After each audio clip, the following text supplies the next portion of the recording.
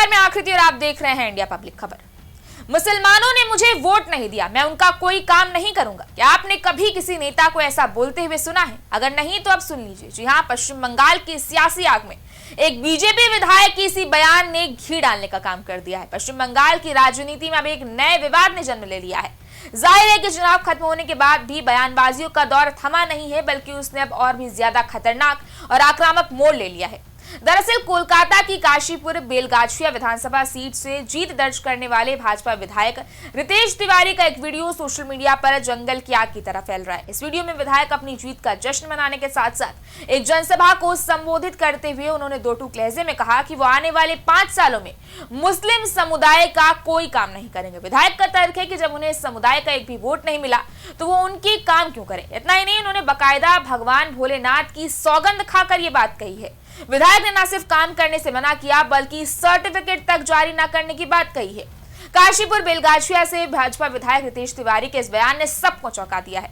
Viral हो रहे video में उन्होंने अपनी जीत का बखान करते हुए देखा जा सकता है। उन्होंने कहा कि उनके क्षेत्र के करीब 74 साल के चुनावी इतिहास में वो पहले ऐसे प्रत्याशी हैं जिन्हें मुस्लिम समुदाय का एक भी वोट नसीब नहीं हुआ। तिवारी ने मंच से बेहद ही आक्रामक अंदाज में कहा, मैं आज भगवान भोलेनाथ को साक्षी मानकर कसम खाता हूं कि अगले 5 साल तक मैं उनका एक भी काम नहीं करूंगा। जिन्होंने मुझे वोट दिया है उन्हीं का मुझ पर अधिकार है। यही नहीं, विधायक ने यहां तक कह दिया कि वो उनके लिए एक भी सरकारी सर्टिफिकेट तक साइन नहीं करेंगे, जो एक निर्वाचित जनप्रतिनिधि के कर्तव्यों पर बड़े सवाल खड़ा करता है। जाहिर है कि भाजपा अक्सर प्रधानमंत्री नरेंद्र मोदी के सबका साथ सबका विकास के नारे को अपनी ढाल बनाती रही है, लेकिन रितेश तिवारी ने इस नारे में एक नया ट्विस्ट ऐड कर दिया है। जहां उन्होंने अपने भाषण में कहा कि मोदी जी का सबका साथ सबका विकास वाला नारा सही है, लेकिन इस बार चुनाव में सबका हिसाब भी शामिल हो गया है।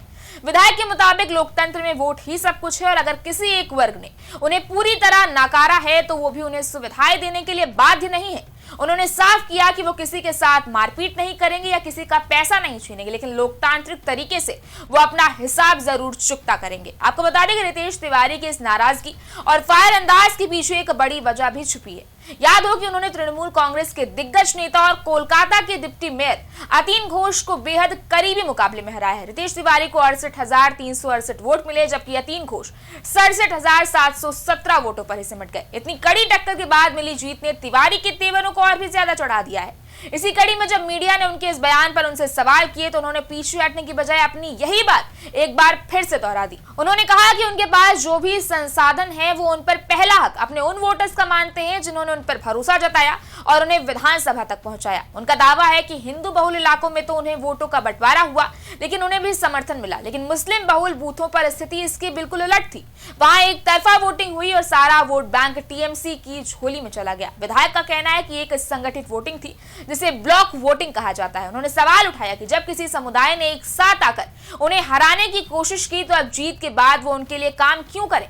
रितेश तिवारी का मानना है कि उनकी फर्स्ट प्रायोरिटी उन्हीं लोगों की सेवा करना है जो उनके साथ कदम से कदम मिलाकर चुनाव में खड़े थे।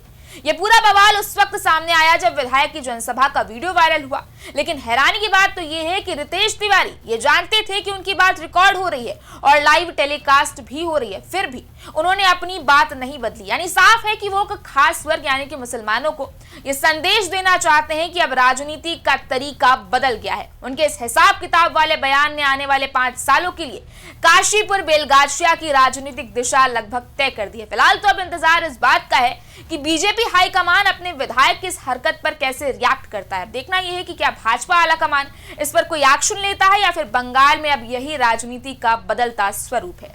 इस बारे में आपकी क्या राय है, आप हमें कमेंट सेक्शन में जरूर बताएं। इस वीडियो को लाइक करें, शेयर करें, चैनल को सब्सक्राइब करें। शुक्रिया।